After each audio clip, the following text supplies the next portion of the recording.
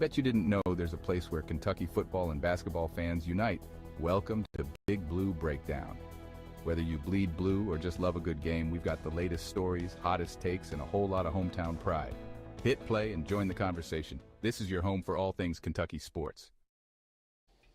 All right, what is up, everyone? Welcome in to the Big Blue Breakdown. This is episode number 50 here on the podcast. Thank you guys so much for tuning into this one. Make sure to like, subscribe, comment, and then turn on the notification bell. So when we go live like this, you guys are obviously on here and watching for that. And then follow us on social media on X, TikTok, and Instagram. Thank you guys so much for tuning in to this episode. Guys, Kentucky wins against Toledo. They get their week 1 win over the Rockets. We will be breaking that all down here on this episode, going into depth about a lot of things, and then getting some other people's like what they thought about the game. Some people that are like really, really big in the football industry. I don't want to say football industry, just into football media, SEC media specifically. Guys like Adam Luckett and Cole Kublik, getting their thoughts on it. I will show you that on the screen here. Thank you guys so much for tuning into this one. We are trying to hit a sub goal of 500. Please like and subscribe. That'd be very, very big. And then go follow us on Spotify as well. It means a lot. Thank you guys so much for tuning in to this live. But first, before we do anything, we're going to go ahead and give a quick word to our sponsor over at WW. Make sure to use code BIGBLUE10 to get 10% off your order every single time you use it. Thank you guys so much for tuning in this one, and we will be right back here on the Big Blue Breakdown. Hello, everybody. We wanted to take a break in this episode to tell you about our friends over at W Energy. W is a clean energy drink that is made to give you focus with no crash, jitters, or angst like any other energy drink. Some facts about W. Number 1, it's zero sugar, artificial colors, or dyes, or hidden ingredients. It is also gluten-free. Number 2, all flavors are unique and custom-made by W. You'll never taste anything like a W drink. Number 3, the drinks are $1 less, guys. That is cheaper than Starbucks or any canned drink. Lastly, it is made in the U.S. It is close to home. Guys, if you guys are looking forward to going to a Kentucky football game or Kentucky basketball game and you need some energy, get W. W is the perfect thing for you working out and you need some energy. You need W. You need W throughout the day. It is for you. Use promo code BIGBLUE10 to get 10% off every single order. Guys, it not only just helps you guys be able to have a clean energy drink that you can use all the time with the tubs that they give you. It helps me and it helps the channel keep growing. And with you guys, if you guys do that, it helps us post more content and helps them, guys. So it's a win-win-win for everybody. But thank you guys so much for your time here. Please go check out Dubby. Check out their website. And when you are about to purchase something, use promo code BIGBLUE10 to get 10% off your order.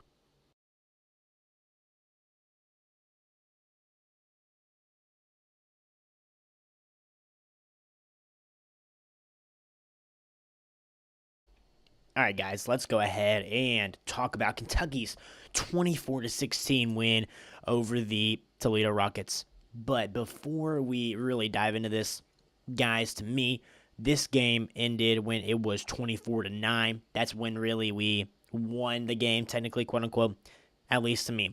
They scored with about a minute to 2 minutes to go left in the game. So I don't put much into this final score with us only winning by 8, as people like to say, to Toledo. This is a good win, and let me tell you why. This is a good win, number 1, because people were saying this is a AP top 25 team that was receiving votes going into the year. So obviously this win is something because we beat a team that was receiving votes to make it into the top 25. Like, people are going to sit here and say we only beat a MAC team by 8 points, okay? But first of all, it is the projected team to win the MAC, okay? And number 2, it is a team that was receiving votes to make it into the AP Top 25, which we didn't even get looked at. Not a single vote for the Cats, and that's understandable. But the Toledo Rockets receive votes to get in there above some other SEC teams, I believe, like Auburn. This is big for the Cats. This is a good win. They return a lot. They return their starting quarterback. They return their their wide receiver 1 from last year. So that is a big W for the Cats. Obviously, there are things that need to be corrected, okay? But the Cats are 1-0, and that's really all you can ask for, coming from beating a team that is projected to win the MAC. People are saying a lot of predictions are Kentucky is going to lose week 1. That was a lot of upset predictions right there. But we won. And I feel like we handled them quite easily throughout the game. I don't think the score indicates here how big or how dominant of a win Kentucky had against the Toledo Rockets. It was 24-9 in the fourth quarter, guys. And that was really when the game was over. Again, they scored like a minute, 2 minutes to go. There's a lot of good to this, guys, and there is some negatives that we're going to get into. But overall, to me, this is a good win, and I'm going to get into exactly why after we break this all down here. So let's go ahead and jump into the advanced box score here. This is from Adam Luckett on X, where he tweeted this out. The final advanced box score snaps. UK had 66. Toledo had 69, so they had 3 more snaps than us. We had a 13% higher success rate, which is really, really good. I don't love the number of 43.9%. That definitely needs to be higher, but holding them to only 30% success rate is very, very good. And us having basically 14% more success rate is big. What's up, Kentucky Football Nation? Yes, our front 7 did dominate this game, really on both sides of the line, man. I believe that we played very, very well in the trenches. I'm going to get into that. Yards per play, 4.6 for the Cats and 4.8 for Toledo, but I think that was kind of skewed at the end because of their last drive going to score with a minute to 2 minutes to go. I was at this game, and it felt like from the end of the first half, it felt like we dominated this game. If I'm being completely honest here, it felt like that we had dominated this game. Now, the big number that I think we need to improve upon is 4 explosive plays, right, to Toledo's 6. Now, they had 6 explosive plays. They had more explosive plays than we did. Havoc allowed 8 for Kentucky, 9 for Toledo. That means we had a better havoc rate on defense than Toledo had on their defensive side. 3rd and 4th down. Kentucky went 8 of 15 on 3rd and 4th down, and Toledo went 8 of 21. Now, we stopped them every single 4th down, I believe, in this game. We dominated up front, as Kentucky Football Nation said here. Points per score, 4.25 for the Cats and 4.7 for Toledo. Drives, 13 and 13. So, 13 drives. Really, if you don't let them have that last score, I think people look at this a lot differently. 24-9 obviously looks prettier, but I see this game as a 15-point win for the Cats. I bet sports bettors are just so mad that they ended up getting to that 8 more, because I think it was a 9. Was it like a 9.5 spread right there? I think that's just super funny. It ended up getting to 15, and then with like a minute 2 to go, they score. So I thought that was quite funny. So I want to go ahead and give you guys Cole Kubelik's thoughts. And this is really important to me because this is somebody that covers the SEC football. Like, this guy played at Auburn as an offensive lineman. This guy knows football. He covers for the SEC network. This is his thoughts on Kentucky's game. Kentucky got a win against a good team. Foundation of our run game is there. Execution can still get better. Gap schemes look good. Got going between the tackles a little as well. Center and right guard did some nice things. Tight ends helped all around. Backs can get it. vision and feel has room for improvement. QB has the arm to get it to the perimeter and downfield, but has to adjust over the middle. Consistency has to be there. 2, believe he is talking about Dante Dowdell here. 2, ran hard. Wide receivers showed ability. Defense played hard. Rugged. Couple average concerns, which is good. Like, if you're looking at this, I think this is the biggest line here.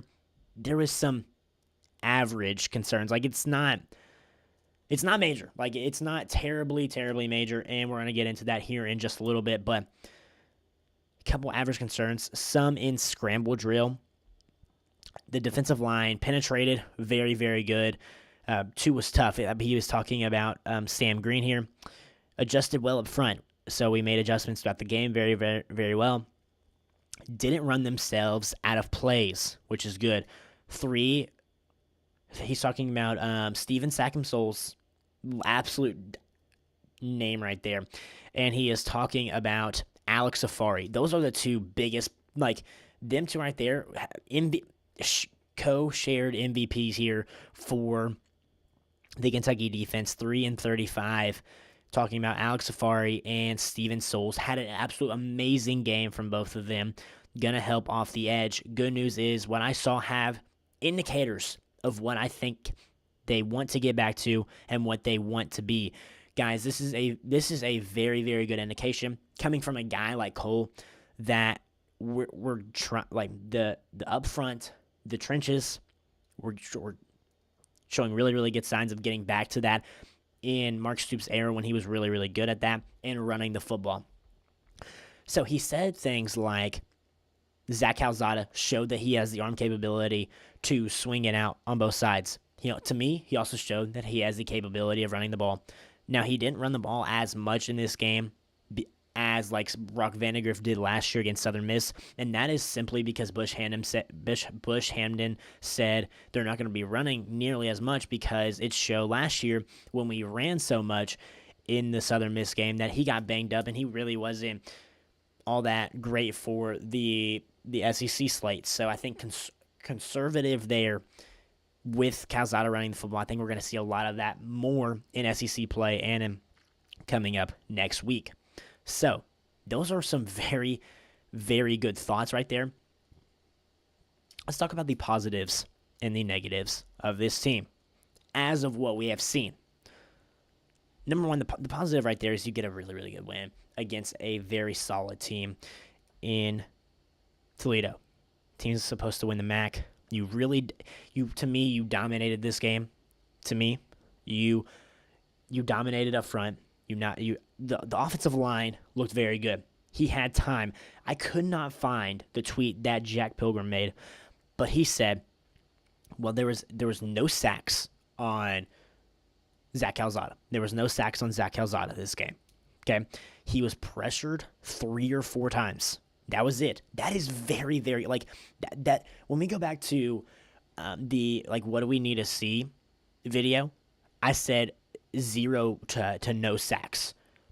We got that. There was no sacks this game on Zach Calzada, which is a very, very good thing to see. And it seems like our offensive line has definitely made some improvements from last year. Now, he was able to have a clean pocket. Now, I know the passing numbers aren't great for him, and the passing offense wasn't great for us in this game, but he is able to have a clean pocket, so now it's on him and the receivers to step up. He has a clean pocket. I think the ability to create gaps for these running backs was very, very good. Offensive line overall, good. I love everything that I've seen from them. Running backs look very, very good. The 2 guys that we played all day was Seth McGowan and Dante Dowdell. Now, I think I believe Jason Patterson got in on a couple plays. I remember one specifically. It was a pass play, so he did not get a run. But they looked very, very dominant guys. I loved our backs from that perspective. Tight ends, major plus. We got the ball out to the tight ends. Wow, we actually got the ball out to the tight ends. They were a threat down the field. Let's actually just go ahead and jump in and show these major team stats here. guys, I really, really liked it. So let's go ahead and just dive into the tight end stats here. Willie Rodriguez had 2 receptions for 31 yards, and Josh Caddis had 3 receptions for 43 yards. That was very, very good from the Cats there. Then you want to get into Seth McGowan. He had 18 rushes for 78 yards and a touchdown. Dante Dowdell had 14 rushes, 129 yards for a touchdown. He ended up breaking away for a 79-yard run. Very, very big right there. Now, Willie Rodriguez ended up fumbling on the time that he got hit. Guys, the first half is just like any other first half that any other team has played, mostly. The jitters and the early sloppiness was gone in the second half. We had an explosive play with Willie Rodriguez right there. We had multiple explosive plays with Josh Caddis. They are threats. Who needs to step up? Who needs to step up? And that is the wide receivers. Guys, Zach Calzada, listen, he had a pick this game. He had a rushing touchdown. We looked very, very good in the opening drive. He was able to layer a ball to Jamori Macklin. He was able to have a very, very nice pass to J.J. Hester down the field. He had a nice pass to Kendrick Law in the back of the end zone. He has the capability. I'm not going to put all this on him for not having a good passing game. I'm not. The wide receivers have to step up. I thought the tight ends played amazing. The wide receivers have to step up and play better. That is my biggest concern for this team. Is the pass game in general, obviously, but Zach Calzada, I think he's fine. I think he's gonna be fine. Listen, I think it goes back to our wide receivers creating space and getting open, and I think Bush Handon can do a little bit better at getting him more in a rhythm. Get him some quicker passes. He has the arm capability of throwing downfield. He has the arm capability of doing everything on the field that is good. It's just getting him in a better rhythm early. That first drive, he looked amazing in his first drive. He looked absolutely amazing in his first drive and the second drive. They looked amazing. It kind of went downhill from there, and then he was able to have a couple of nice passes in the third and fourth quarter.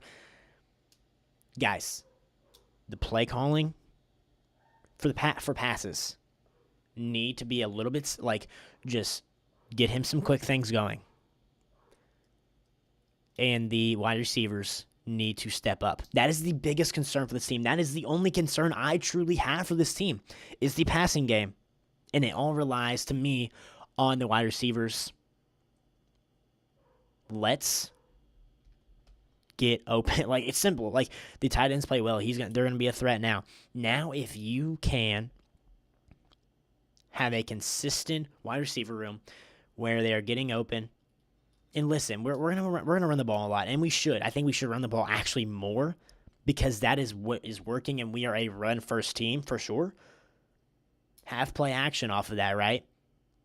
But to me, instead of a lot of passes just chucking them downfield a lot, well, get open in the short game. Start in the short game. Only thing is, we need to see more completions. We need to see more yards in the pass game. We need to see a better pass game. We need to see us contribute a lot more in the pass game, and then that will really, really help our running game. And the running game can help our pass game. Simply. To me, I thought Zach Calzada played fine. Go listen to Van Hiles. This dude knows exactly what he's talking about. Played corner at Kentucky, played in the NFL, does film breakdown on the Cats. A lot of the times, wide receivers just aren't getting open. Sorry for hitting the camera there. Wide receivers aren't getting open. The simple thing for me is for us to have a more effective pass game, which we need to do. That is the number one concern. That's it for me. The number one concern is having an effective pass game. What do we need to do? Well, our wide receivers need to get open. He would be on his last read, and that would be to chuck the ball downfield. And he has the arm capability to do that, but we need to get open in shorter distances. Simply. to help our pass game, wide receivers need to step up because I think Zach Calzada will be there to make the right read. That's right there. That's what I think. That was the biggest problem was wide receivers weren't getting open, tight ends were getting open, but they can't just carry the load. It's going to have to be wide receivers and tight ends for us to be successful, right? But let's flip it over to the defense, okay? Gosh, did we look good on the defensive side of the ball? It was nothing but 3 and outs for a very, very long time, and a couple 4 and outs, right? Alex Safari, 13 tackles, 1 sack, 2 TFLs. Very, very good. Guys, we had havoc. Our pass rush this year is better than ever with Mark Stoops and Brad Wright and company. Better than ever. We have one of the best pass rushes in the Stoops history. The pass rush is really, really good. The secondary, I think, is very, very good. You see him, Jakey Hardaway with a pick. The defensive line caused havoc. The edges caused havoc. And our number one concern on this defense was what? Run stopping. I think we did very, very, very well stopping the run in this game. And the other biggest concern was linebacker. Well, Alex Safari was our best defensive player this game. And he's a linebacker. So I think that problem is fixed. I think that problem, there's no problem on the defense. There is absolutely no problem on the defense. None. I don't see it. They scored 1 offensive touchdown against Kentucky. In meaningful time. In meaningful time, they scored 1 offensive touchdown against Kentucky. I love our defense. I have 0 problems with Kentucky defense. Our secondary looked elite. Our front 7 looked elite. Our edges, our linebackers, our best player was our linebacker. We looked really, really good defensively. No problems there. Steven Sackam-Souls is stepping up. This is just another guy in the mix here. Steven Souls had 2 sacks, and both of them caused fumbles. I absolutely love it. Tyron Nichols had a very, very nice play as well on the quarterback. I believe it was also a fumble. We could have ended up having 4 takeaways in this game if we jumped on the football. But obviously, in that time, they were closer to able to get on it. But we still caused havoc. Period. The biggest concern is how effective can Kentucky be in the pass game. If they let's go back to the stats here. I had to see this again here. Major team stats here. If the run game is perfectly fine. I think we need to actually be running the ball more. I love these guys right here. Zach Calzada has the capability of running. We have 3, we can run the football. He has time in the pocket. It is going to be the wide receivers to step up. If he has 5 more completions and he has 120 to 30 yards and 1 passing touchdown, we look really, really good. That's the only issue that I have, and that right there is what I'm going to be really, really watching out for against Ole Miss, right? But to wrap this all up here, everything looked amazing. Everything looked amazing, except for the pass game. The wide receivers have to step up, and Zach Calzada has to step up a little bit. I think he honestly did fine. Wide receivers have to get open. Tight ends are a big threat now. I love it. Running game looks elite. As I said, I think we had 250s, 230 something running. Well, you just add up, what was it here? You just add up Dante's and Seth McGowan's here.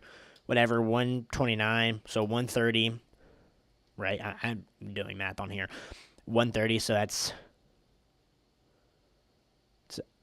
200. We had 200 some rushing yards, 3 rushing touchdowns. We're able to run the football games, guys. We have an elite running game. We have 2 really, really good running backs. We're going to be able to get short yardage. We're going to have explosive plays in the run game. The tight ends are a weapon now for the pass game. Simply going to rely on how effectively can we pass the football. Simply. The I know, and then the special teams look good. We were able to pin them back at points.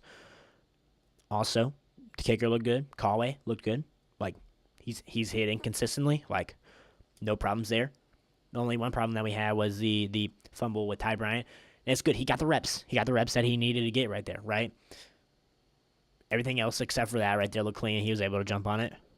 Yeah, like, except for the first half, I think all those jitters are gone now, So it looked clean for the Cats in the special teams game. It's simply going to rely on how effectively can we pass the football. And that's what's going to make or break the Ole Miss game, because I think our defense is really, really good. But the main thing is we won against a very, very solid team, one of the top teams in the MAC, in the P5, we're going to call it here. G5. Probably the number one team, or a top team in G5, right? A team that was receiving votes, and you really dominate them. Technically, for me, I win 24-9, but I won't say that. But 24-9, at least to me. But you win. This is mission accomplished. Mission complete. We only have one big question from now on. One big one. How effectively can we pass the football? That's it. Everything else looks great. This sets up an absolute amazing game against Ole Miss. Ranked Ole Miss at home. Blue-white, I think, like, each side. 3:30. Fans are going to be there, right? This game is going to mean a lot. Like, you're 1-0 going into this game. You're not on 1. Now everybody's down. You win. You're 1,000 on the year, right? You got the win against a good team. Some things look very, very good. Let's see how we look against Ole Miss. And if the Cats can pull off a win against Ole Miss, I know I'm getting into something else here. And then I like our win against Eastern Michigan. I'm just going to say that out loud here.